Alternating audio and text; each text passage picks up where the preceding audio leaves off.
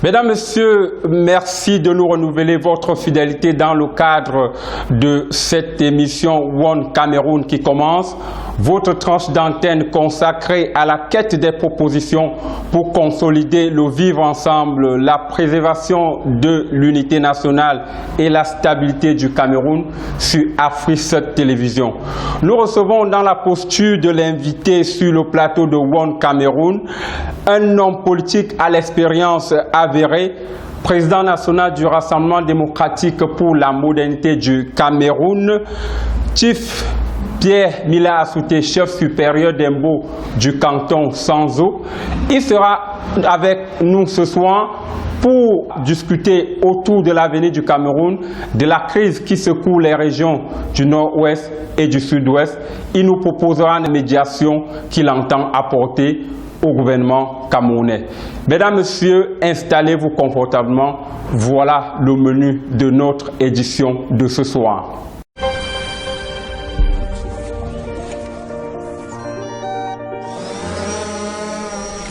Professeur Chief Pierre Mila Assouté, au moment où toutes les médiations gouvernementales, y compris le grand dialogue national, se sont avérées inefficaces dans la résolution de la crise qui secoue le nord-ouest et le sud-ouest camerounais, quelles seraient d'après vous d'autres options à explorer? Merci de m'avoir invité et merci de m'avoir invité pour qu'on parle des problèmes qui secouent les deux régions anglophones, le nord-ouest et le sud-ouest. Évidemment, comme vous le dites, le Cameroun a déployé une batterie de solutions pour ces problèmes-là, au rang desquels, outre les mesures concrètes qui ont été prises soit par le chef de l'État, soit par le gouvernement, celles qui ont été édictées par le grand dialogue national et puis aussi la communauté internationale qui s'est impliquée pour essayer d'y apporter des solutions. Vous me demandez si, après toutes ces expériences, quelque chose d'autre peut être fait. Oui, il y a toujours quelque chose à faire lorsque les problèmes concernent les hommes, les humains. Il y a toujours quelque chose à faire. S'il n'y a pas encore de bonnes réponses, évidemment, ça veut dire simplement que on n'a pas encore identifié soit clairement les vrais acteurs, ou s'ils ont été identifiés, ils n'ont pas été les meilleurs à aborder pour résoudre le problème. Donc, je ne peux pas dire que ce que le gouvernement a fait n'a pas de sens. Il y a beaucoup de solutions qui ont été pertinentes. Mais à la pratique, sur le terrain, on constate que la crise persiste. Donc, il faut aborder le problème sous d'autres angles maintenant, peut-être différemment. Oui, je crois qu'il faut aller chercher dans l'histoire de ce pays, parce que les problèmes comme ceux-là, ils sont complexes parce qu'ils touchent à l'intégrité de notre pays, territoriale de notre pays. Ils touchent à l'histoire même de notre pays. Ils touchent au patrimoine commun de notre pays, qui est l'unité nationale. Ils touchent aussi à l'héritage colonial de notre pays, qui crée des sentiments de type nationaliste chez certains. Et donc, il faut beaucoup de tolérance, beaucoup de patience, mais aussi la volonté des partis pour aller vers des solutions politiques. Mais seulement, les solutions politiques doivent être accompagnées par des mesures concrètes de désarmement des combattants. Donc, il y a des solutions, il y a d'autres solutions. Elles ont déjà été expérimentées par le passé, pendant le maquis. Donc, le Cameroun a eu déjà à faire face à de telles crises, mais différemment, sans doute, parce qu'il s'agissait d'une crise politique contre la colonisation, alors que celle-ci, elle est une crise politique contre une partie de notre territoire. Donc, voilà ce que je peux dire. Il y a des choses à faire. Tant que les hommes veulent aller vers la paix, ça reste possible. Et je crois qu'il y a des voies qui n'ont pas tout à fait été explorées, qui pourrait l'être si le gouvernement, le chef de l'État le souhaite. Certaines voies peuvent être explorées qui peuvent aider à sortir ces deux régions de la crise. Professeur, les Camerounais qui vous suivent au regard de ce qui s'est passé dans la diaspora avec l'Abbas et leurs alliés, loin d'être pessimistes sur des initiatives venant d'outre-mer, se demandent bien comment vous voulez résoudre un problème entre Camerounais qui se passe au Cameroun étant vous-même hors du territoire national. Ça fait 15 ans que je suis en exil, donc je n'ai pas un brevet de qualité d'opposant à passer auprès de qui que ce soit. Et je vis mon exil péniblement avec moi-même, de mes propres ressources ou de celles de mes enfants et de ma famille, ou de mon travail que je peux faire comme je peux. Ça ne regarde que moi.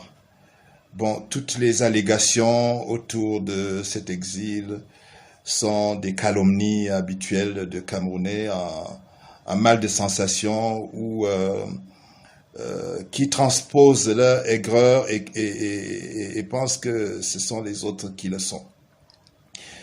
Si j'ai une peine dans cet exil d'ailleurs, c'est parce que je suis longtemps à l'étranger, en dehors de ma famille, de mon peuple, de ma population qui est restée orpheline et qui m'inonde de beaucoup de messages affectifs, qui souhaitent me voir retourner auprès d'eux.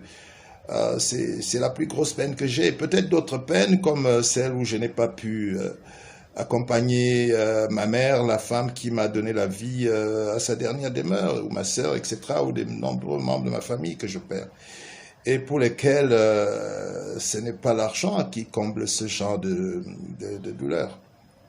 Donc, par rapport à ceux-là et leurs opinions, je les respecte, mais ça m'est égal. Avec tout le respect que je peux leur devoir, ça m'est complètement égal. Mes convictions sont fermes, mes convictions sont affinées. J'ai un grand amour pour le Cameroun. Et cet amour, il est inné parce que mes parents n'ont fait que ça, la politique. Ils se sont battus pour le Cameroun.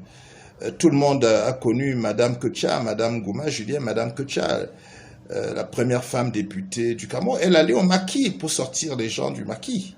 Elle allait en brousse pour sortir les gens du maquis dans l'Ouest. Donc ce n'est pas, nous ne nous battons pas pour quelque chose qu'on ne connaît pas. Je me bats pour le Cameroun que je connais. Et à la lumière des choses, peut-être la chance faisant aussi, j'ai embrassé le métier politique très tôt. Je suis l'un des plus jeunes députés camerounais. Je suis arrivé à l'Assemblée nationale, j'avais à peine 24 ans. Donc, je connais le pays pour lequel je me bats. Je sais pour qui je me bats, je sais pourquoi je me bats. Et je n'ai pas de leçons à recevoir de qui que ce soit, de patriotisme à recevoir de qui que ce soit. D'ailleurs, lorsque nous avons commencé à nous battre pour ce pays, pour le changement, pour la modernité de ce pays, ce que j'assume d'ailleurs, j'ai été membre titulaire du comité central du parti au pouvoir, je l'assume pleinement.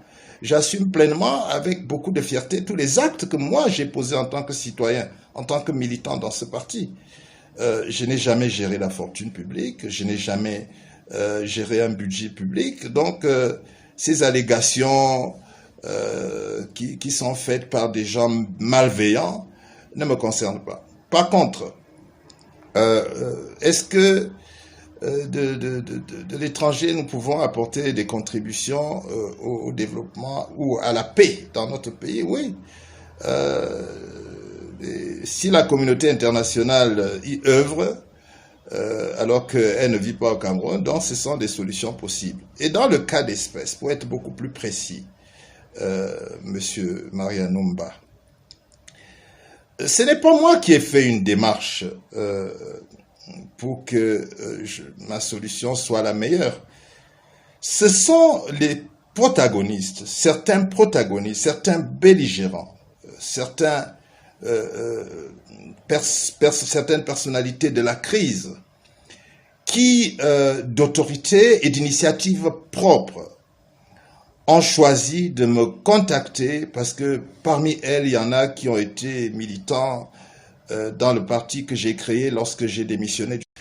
Ce sont donc ces personnalités-là qui m'ont sollicité pour que je puisse réfléchir avec elles sur les meilleurs moyens d'aller vers l'apaisement, vers la désescalade de la crise. Et après moult réflexions, après avoir pris des conseils dans la communauté Ngoni Songo, c'est-à-dire les Sawa dont je vous ai parlé au début de la conversation, j'ai accepté la mission avec pour ambition d'abord de présenter cette offre-là au chef de l'État du Cameroun, qui est le président de la République du pays concerné, et ensuite de regarder au niveau du pays, dans les régions concernées, avec quel type de personnalité on peut amener cette nouvelle initiative que vous dites de trop. Et dans les cas d'espèces où on parle de milliers d'hommes qui sont morts, parce que nous sommes dans une crise où des chiffres varient selon les ONG ou selon les chiffres gouvernementaux ou ceux qui les contestent. Mais quand on commence à parler de 3000, 4000 morts, dont environ 700 soldats assassinés dans un pays, avec près de 40 000 ou d'autres 50 000 réfugiés dans les pays voisins, ou 500 000 déplacés internes, je crois que c'est quand même des choses sérieuses, des choses graves, pour que certaines initiatives soient considérées comme de trop.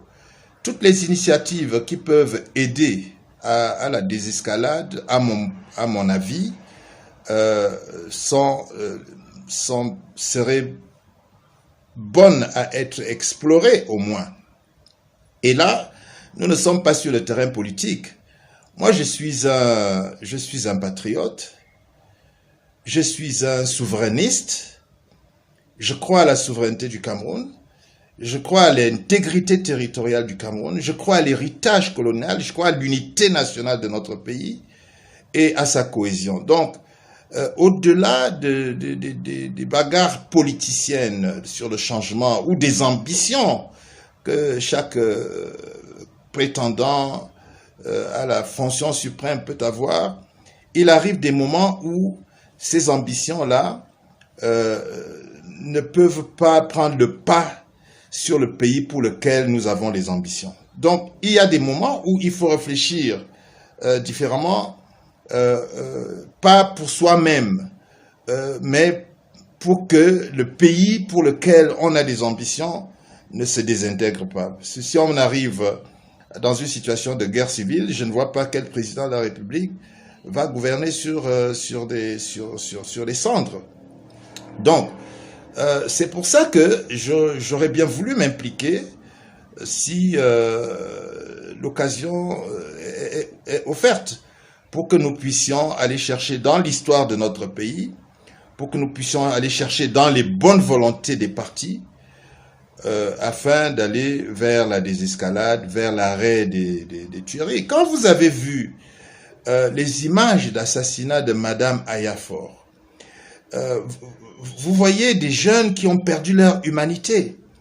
Ce sont des jeunes qui sont formés à donner la mort sans état d'âme et à affronter leur propre mort avec des armes.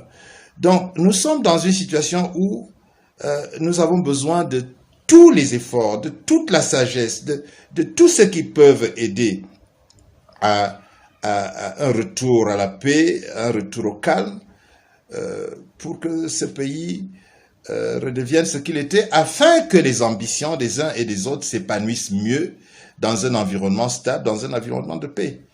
Donc voilà pourquoi je crois que quelque chose reste à faire et peut être fait par n'importe quel Camerounais. Je n'aurai pas de solution magique, mais je ne peux pas refuser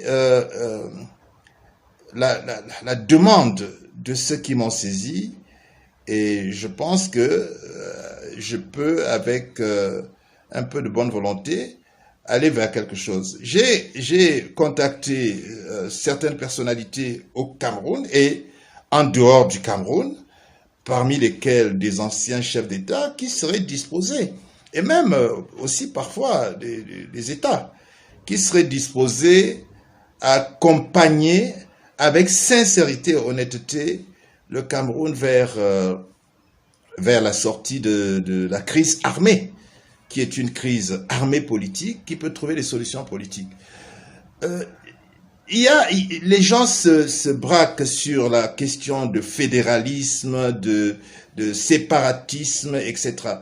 Non, je crois qu'il y a un niveau d'information qui n'est pas encore atteint dans notre pays au niveau de ceux qui revendiquent. Moi, j'ai fait le tour de certains pays purement anglophones en Afrique, notamment le Kenya, l'Ouganda, la Tanzanie et aujourd'hui le Rwanda, pour voir comment ces pays sont organisés. Ce sont des pays anglophones, personne ne peut douter, ils ont été colonisés par les anglophones et donc ils ont un système qui fonctionne. Donc ce sont des choses qui peuvent être dupliquées dans notre environnement sans qu'on soit obligé de nous affronter sur des terminologies qui semblent être le point d'achoppement.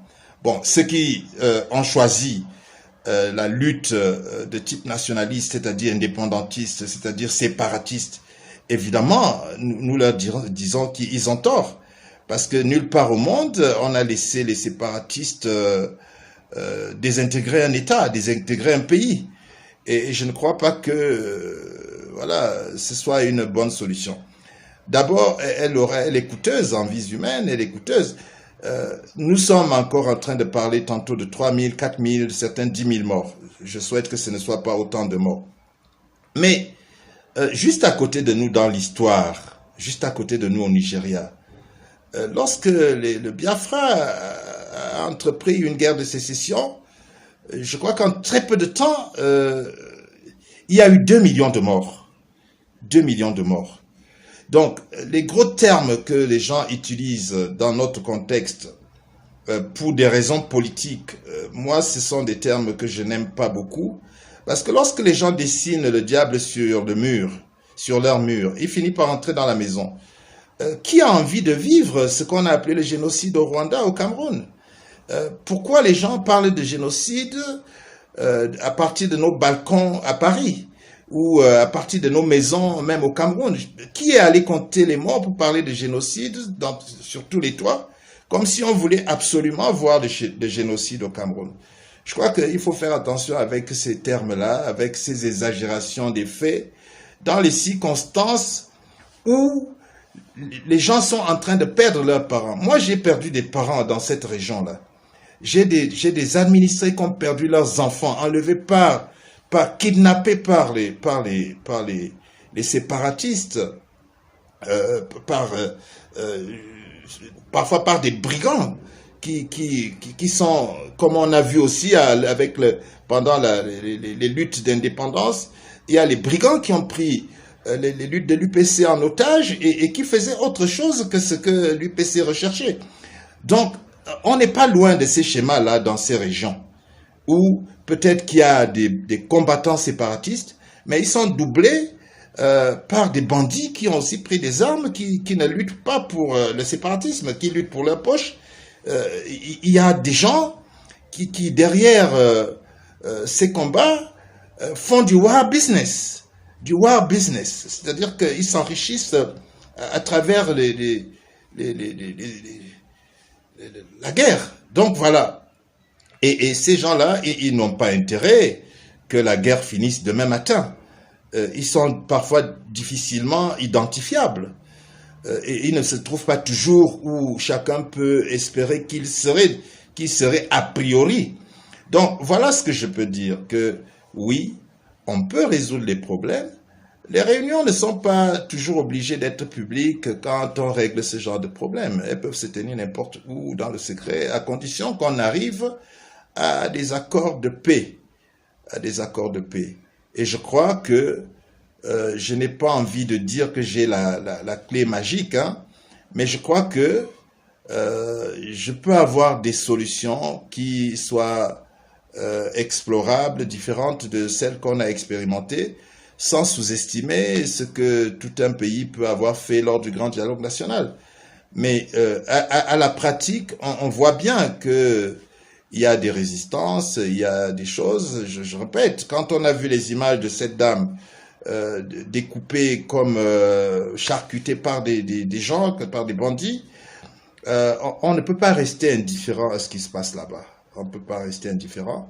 Donc voilà pourquoi moi j'ai accepté, en espérant que il y aura un écho qui nous amène à explorer effectivement les voies de... Parce que il peut même avoir une victoire militaire. C'est possible. Dans la durée, il peut avoir une victoire militaire. Mais à quoi sert une victoire militaire contre nos propres concitoyens si, après la victoire militaire, les déchirures vont être difficiles à coudre pour les 50 prochaines années. Donc, c'est ça l'enjeu. C'est ça l'enjeu. Je crois que c'est même peut-être la modération qu'il y a dans les déploiements militaires dans la région.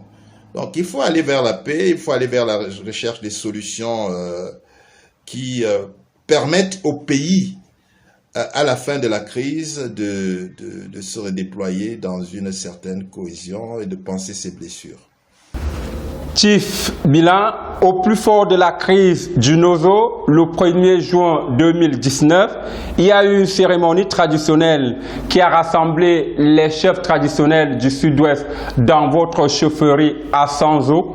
Alors, Chief Bilan, comment comprendre que ces chefs traditionnels affligés par la crise, au lieu de se rendre à Yaoundé, siège des institutions, accourent plutôt vers vous? Que faut-il voir par là? Oui, le 1er juin 2019, en effet, les chefs traditionnels, les élites du groupe Sawa, du peuple Ngoni Songo, notamment les Mbo, les Bafo, les Bakaka, les Baneka, les Ballons, les Bakossi, les Basossi, se sont retrouvés au chef-lieu de la chefferie de notre canton, d'Embo à Sanzo, pour discuter de nos problèmes culturels, au-delà des divisions administratives. Je crois que vous savez, je suis Mbo, nous sommes d'Embo, et le territoire d'Embo part de la plaine d'Embo jusque dans le sud-ouest, dans le coupé Manengouba, et donc touchant Tombel, Kumba, etc. Donc, sur ce terrain-là, sur le terrain purement culturel et ethnologique, le Cameroun est un pays sans doute bilingue, mais davantage un pays anthropologiquement constitué. Donc voilà pourquoi, lorsqu'il y a un problème qui touche des frères, des sœurs, des compatriotes de la même ethnie, parfois ça demande la solidarité et puis les gens essaient de s'organiser pour voir comment on peut résoudre certains de ces problèmes-là. Le peuple Ngoni Songo, c'est-à-dire les populations Sawa dont je viens de citer, sont considérées au Cameroun comme minoritaires, tout simplement parce que elles sont subdivisées dans 3 régions du Cameroun, c'est-à-dire le littoral, le sud-ouest et l'ouest, où on trouve les Mbo, notamment dans la Ménois, d'une part, et d'autre part dans le département du Honkam. Donc c'est de la Ménois dans la plaine d'Embo, à Sanzo, et puis les autres dans le Honkam, à Kekem. Bien sûr dans le Mungo, donc dans le littoral, et puis dans le sud-ouest, à Kumba, chez le chef Moukete, Sa Majesté, le roi des Bafo, le chief Moukete, Fon Moukete. Donc voilà les raisons pour lesquelles les chefs traditionnels et les élites, et toutes les élites Ngoni Songo, des Sawa, ont décidé de se réunir pour discuter ensemble de notre avenir commun et des problèmes auxquels nous faisons face. Lorsque la crise touche le sud-ouest, donc elle touche aussi les populations Ngoni, Songo, les Mbo, les Bafo, les Bakossi, qui sont nos frères. Nous parlons la même langue et nous avons des liens anthropologiques sérieux, des liens de famille. Mon grand-père, le roi Mila Polika, par exemple, était marié à Bakossi à Tombel, de 5 femmes. Les petits-enfants sont là, donc ce sont nos parents directs, nos cousins, nous qui meurent, qui meurent, donc nous sommes concernés. Je crois que nous sommes concernés par... Nous allons chercher dans nos racines comment résoudre le problème qui se pose au Cameroun. Le Cameroun n'est pas simplement un Cameroun postcolonial anglophone et francophone.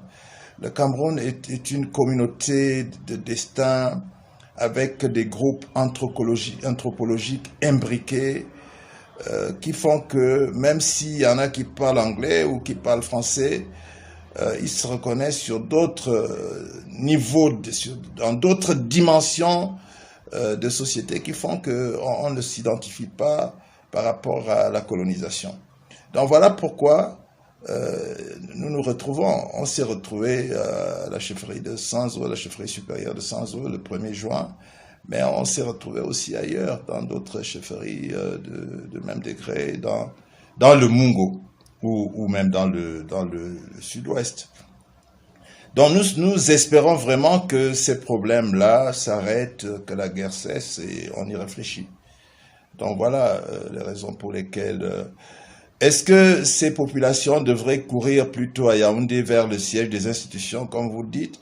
Oui, je crois que nous l'avons fait, parce que après la rencontre du 1er juin que vous avez indiqué, à Sanzo dans ma chefferie, il y a eu des résolutions qui ont été prises, que nous avons présentées au Grand Dialogue National. Le Premier ministre a reçu notre communauté, qui aspire d'ailleurs à avoir sa propre région, pour éviter d'être traités comme des minorités dans 3 régions du Cameroun, où parfois il y a des frustrations, des tensions sociales, ethniques qui ne sont pas nécessaires autour des postes politiques, où on dit qu'il faut satisfaire les minorités, parce que les minorités sont créées par les divisions administratives, qui pour nous ne sont pas des divisions de cœur, hein. Nous ne les considérons pas comme ça. Lorsque on a tout perdu, il nous reste au moins notre culture. Donc voilà ce que mes collègues, chefs traditionnels, mes frères et sœurs, Ngoni Songo et Sawa étaient venus faire dans ma chefferie le 1er juin 2019. Chief Mila Souté, parlons d'un autre fait qui a bougé la toile. C'est l'entretien du président français Emmanuel Macron et l'activisme Thiam. Alors, au lendemain de cet entretien qui a eu lieu au Salon de l'Agriculture en France, vous avez sollicité la clarification de l'identité Mbo de cet activisme. Et après, s'en est suivi des réactions assez violentes de certains membres de la brigade anti-Sadina à votre endroit. Vous n'êtes pas Sadina. Si cela était donc avéré, que vous reproche la base? Oui, il y a eu sur les réseaux sociaux, dans les médias d'ailleurs, les médias télévisuels, une polémique qui est née autour d'un monsieur dont l'identité était présentée comme douteuse. Notamment, vous parlez de monsieur Thiam Abdoulaye, que je connais pas, hein, personnellement, je connais pas, et contre lequel je n'ai rien s'il était Mbo, parce que ce n'est pas nous qui disons aux enfants de naître Mbo. Mais par contre, nous sommes dans un pays où, au-delà de l'état civil, nous avons des familles. Ce qui reste encore d'ailleurs très fort en Afrique, c'est le sens de la famille. La famille au sens large du terme. Et les chefferies sont organisées de telle manière que je crois que ceux qui connaissent comment les chefferies sont organisées le comprennent bien. Il ne peut pas avoir un Camerounais au Cameroun sauf s'il est naturalisé, qui relève d'un village ou d'un canton ou d'un groupement où le chef ne peut pas le retrouver facilement lorsque le besoin se fait sentir. Dans le cas d'espèce, à première vue, le nom de l'intéressé ne le renvoie pas dans la communauté Mbo. Mais il est possible que quelqu'un porte un nom qui n'est pas de notre communauté et qui soit né de parents Mbo. La polémique qui est née autour de cette histoire, elle est complètement inutile. Lorsqu'on demande à quelqu'un dont l'identité est contestée, l'identité camerounaise lui était contestée, et pour justifier son identité camerounaise, il a dit qu'il était ressortissant Mbo.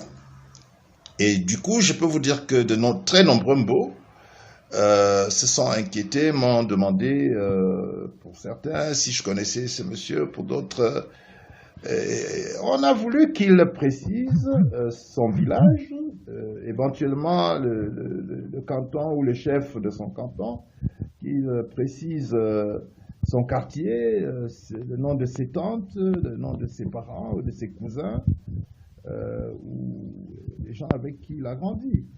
Bon, en principe, quelqu'un qui est camerounais a une identité, a une carte nationale d'identité camerounaise. Donc c'est facile à démontrer qu'on est camerounais. Et si on est Mbo, c'est encore plus facile parce qu'on a son acte de naissance, on a ses parents, on a ses cousins, etc. Donc lorsque quelqu'un n'est pas en mesure de produire tout ça, vous comprenez que nous voulons bien avoir des Mbo qui sont considérés peut-être par une catégorie de gens comme des héros, mais nous voulons que ce soit vraiment certain qu'on parle des Mbo. Ce n'est pas que voilà, les Mbo soient exposés à la lumière sans être sûr que c'est d'eux qu'il s'agit. Donc le besoin de clarté ne devrait souffrir d'aucun problème. Maintenant, vous avez prononcé le nom de certaines organisations dont moi je ne veux pas prononcer ces noms-là parce que voilà, ce n'est pas ma façon de concevoir la politique. Hein. Ce n'est pas si les gens vous agressent, si les gens vous prennent à partie, vous traitent de tous les noms d'oiseaux parce que vous avez posé des questions, une question d'opinion sur un sujet public, peut-être que ceux-là, ils doivent retourner au Moyen-Âge. C'est tout ce que je peux vous dire. Mais je ne me sens pas vraiment concerné par des agressions lointaines sur les réseaux sociaux. Par contre, je dis, et je le dis avec beaucoup de sérieux, si quelqu'un s'aventurait à une agression d'un autre type, j'ai une capacité de réplique inimaginable. Donc, je peux répliquer si les gens vont sur d'autres terrains. Le Cameroun ou la France ou tout autre pays, ce n'est pas vaudeville. Je ne suis pas anarchiste et je n'ai pas de respect pour les anarchistes non plus. Donc voilà, si les gens veulent faire le changement, ce que tout le monde espère, tous les Camerounais, je ne pense pas qu'il y ait un seul Camerounais qui n'aspire pas au changement. Et lorsqu'on parle de changement, on ne parle pas simplement de changement de tête d'individus, on parle de changement institutionnel, de changement profond dans l'élaboration des programmes de progrès de notre société, la modernité dont je suis un des chantres.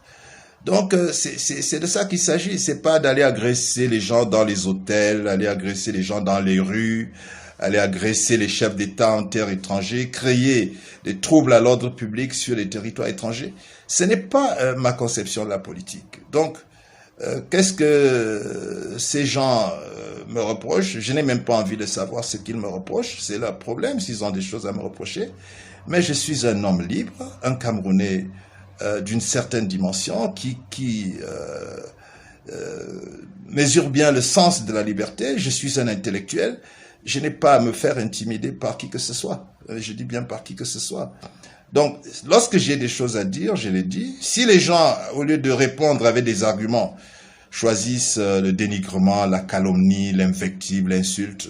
C'est peut-être la façon de faire la politique. Mais sauf que de mémoire d'homme, je n'ai pas encore vu dans quel environnement mondial, historiquement, les insultes, les menaces physiques sur les gens ont apporté le changement.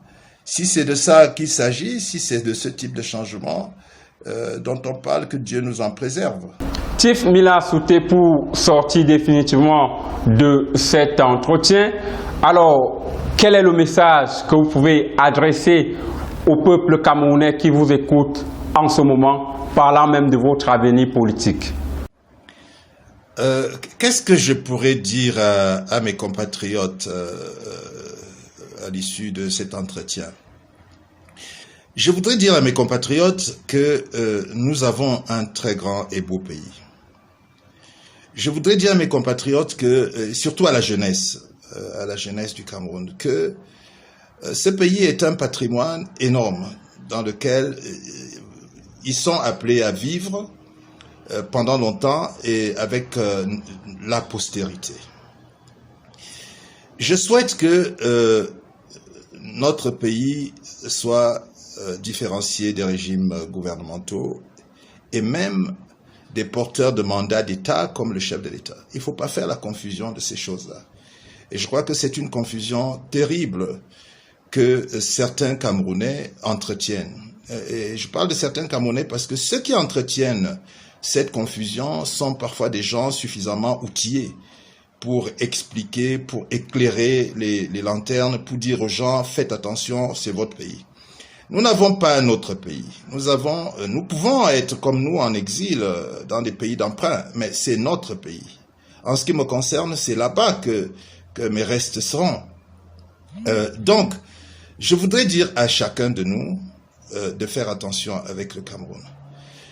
Nous ne pouvons pas jeter l'anathème sur notre pays parce que nous ne sommes pas d'accord avec des façons de gouverner, avec des façons de diriger, avec des façons de communiquer. Je trouve dommage que certains compatriotes s'illustrent dans de la violence physique à l'étranger sur les chefs d'État. Et c'est valable pour tous les Africains qui font ces choses-là. Je trouve dommage que nous jetions l'anathème sur une armée qui est courageuse, que je félicite, parce que ce sont nos compatriotes qui sont dans l'armée, qui ont des missions très difficiles, qui font face à des types de menaces de tout genre, qui perdent la vie pour défendre l'intégrité de ce territoire. Même si nous ne sommes pas d'accord avec certaines façons de faire dans l'armée ou certains comportements de certains éléments égarés ou dans l'armée, nous devons respecter l'armée nationale. Je voudrais dire à mes compatriotes journalistes qui parfois ne respectent pas les secrets défense que dans tous les pays du monde, le métier de journaliste est un métier très délicat pour le bon fonctionnement de la démocratie. Il y a des images que un bon journaliste ne devrait pas présenter à l'opinion par respect de cette opinion-là. Donc, ce sont ces messages-là que je voudrais... Il faudrait qu'on fasse attention avec l'excès de tribalisation du débat public dans notre pays. Il faudrait qu'on fasse attention avec le feu que les gens allument en utilisant des terminologies graves telles que génocide par-ci, génocide par-là, et en accusant avec beaucoup de légèreté des soldats qui appartiennent à des familles qui sont souvent les nôtres, qui vont au front parce que c'est leur métier. Il n'y a pas de pays au monde où le séparatisme a été regardé béatement par l'armée nationale. Ça n'existe pas. Donc, il ne faut pas le faire croire aux Camerounais. C'est pour ça que j'ai pris l'exemple du Biafra tout à côté qui a fait 2 millions de morts. C'est une très mauvaise aventure d'engager son pays dans le séparatisme parce qu'il ne rencontrera pas forcément le soutien de la communauté internationale. Nous avons un pays qui est convoité par de nombreux intérêts. de nombreux intérêts étrangers. Et il y a des gens qui s'amusent à faire des collusions avec certains de ces intérêts pour mettre notre pays ou sa souveraineté à mal. Je crois que c'est ce que nous devrons éviter. Parce que lorsque j'entends des gens dire qu'ils veulent que la communauté internationale vienne intervenir au Cameroun, et c'est par là que je vais chuter, ça me fait mal au cœur quand ça vient de certaines personnes. Pourquoi? Parce que aller déverser des bombes dans le sud-ouest ou dans le nord-ouest, c'est parce qu'on veut des zones d'exclusion aérienne, etc., parce qu'on est contre un régime politique, on sait très bien ce qui va se passer. Nous ne vivons pas nous-mêmes dans ces zones-là. Tous ceux qui appellent à ces interventions n'ont peut-être pas leurs parents là-bas. Donc c'est très facile de rester en France, aux États-Unis, ou même dans son village au Cameroun et de dire qu'on vient d'intervenir. On a vu ce que la Libye a donné. On a vu ce que la Syrie a donné. On a vu ce qui s'est passé au Soudan. Donc je crois que au-delà des problèmes internes que nous avons, et c'est le message que je donne à mes compatriotes, ne confondons pas le Cameroun à des individus qui sont de passage, comme vous et moi, sur la terre. Ne faisons pas cet amalgame-là parce qu'il est mauvais pour le pays. Il est mauvais pour le pays que plusieurs d'entre nous souhaitons gouverner. Nous ne pouvons pas gouverner un pays qui est en petits morceaux, qui est déchiqueté, où des cadavres traînent partout. Donc, résultat des courses, c'est bon de nous ressaisir. Je voudrais également m'adresser au gouvernement et sans doute au chef de l'État. Devant la situation qui prévaut, notre pays a besoin de beaucoup de sagesse, des hommes de qualité, des hommes ayant à cœur la patrie, des hommes qui ne mettent pas leurs intérêts avant les intérêts généraux. Et c'est ce qui peut faire que l'héritage que nous avons eu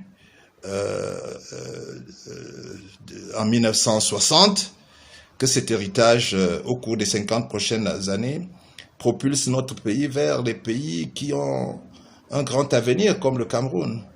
Donc, je crois que nous pouvons nous mettre ensemble pour régler la question du nord-ouest et du sud-ouest, indépendamment de nos ambitions personnelles à vouloir diriger le pays ou nos opinions personnelles à voir comment le pays est bien ou mal dirigé. Donc, je vous remercie de m'avoir donné l'occasion de m'être exprimé devant mes compatriotes sur ces questions importantes, en espérant que nous allons trouver les meilleurs moyens pour ramener la paix, désarmer les jeunes gens qui sont dans les forêts, pour qu'ils retrouvent le sens de la patrie et que le Cameroun retrouve le chemin du développement et la cohésion nationale. Parce que les drames qui se passent dans le sud-ouest et le nord-ouest au quotidien sont insoutenables. Ils ont un impact sérieux sur l'économie nationale qui, bien qu'elle fonctionne, elle continue de fonctionner, mais l'incendie de la Sonara, c'est quelque chose qui porte un coup sérieux aux revenus nationaux. Toute cette région, je ne sais pas, la collecte des impôts, elle doit être certainement limitée. Donc, je crois que c'est l'occasion pour tous ceux qui aiment le Cameroun de se mettre ensemble, sans visée politicienne, pour que la paix revienne et qu'on réorganise les meilleures conditions d'une élection prochaine sereine. Celles qui sont passées, elles sont passées. Donc il faudrait que le Cameroun continue de vivre, que les jeunes continuent de retourner à l'école dans ces régions qui sont sinistrées, que les parents retrouvent les chemins de leur plantation, que ceux qui sont déplacés internes retrouvent leur village, que les réfugiés retrouvent de l'aide pour revenir dans le pays. Et c'est le sens de la mission que j'aurais souhaité, avec l'aide de certains anciens chefs d'État et même de chefs d'État, et avec l'aide du président même de la République du Cameroun, que la paix revienne, avec l'aide des militaires. Concernant le coronavirus qui sévit dans le monde, qui est une pandémie qui panique le monde entier. J'aimerais dire d'abord aux autorités du Cameroun de prendre le calme pour aborder ces questions, comme ça allait d'être pris déjà. Et ça a été une très bonne mesure de fermer les frontières.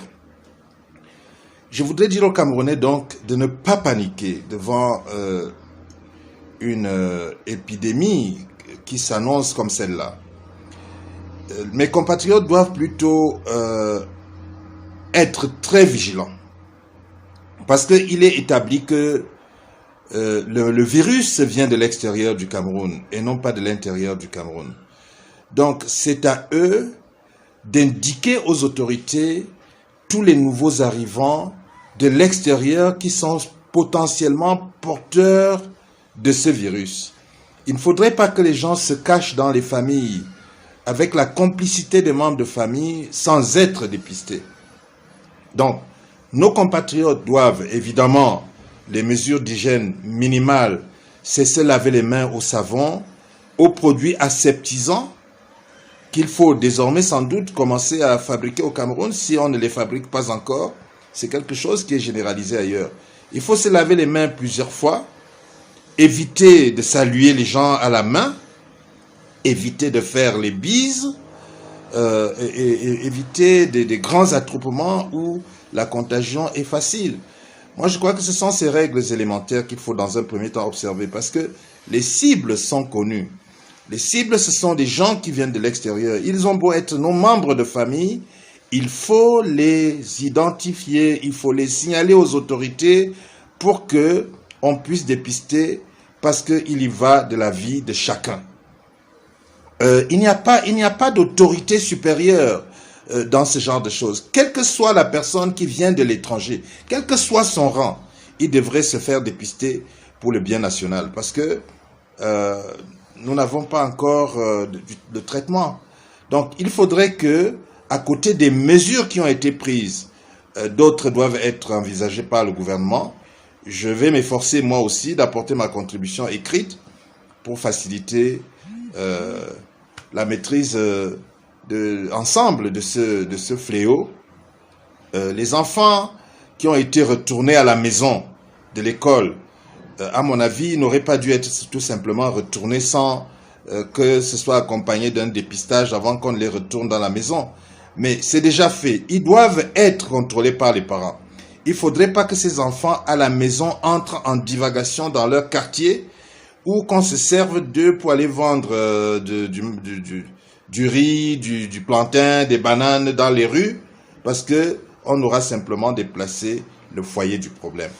Voilà, mes chers compatriotes, ça demande la responsabilité individuelle de chaque Camerounais et surtout de ceux qui arrivent de l'étranger. Il ne faudrait pas aller vous dissimuler dans vos familles avec potentiellement en vous un virus dormant. Soyez responsables parce qu'il y va de la vie de l'ensemble de notre nation, de la vie de chacun des citoyens.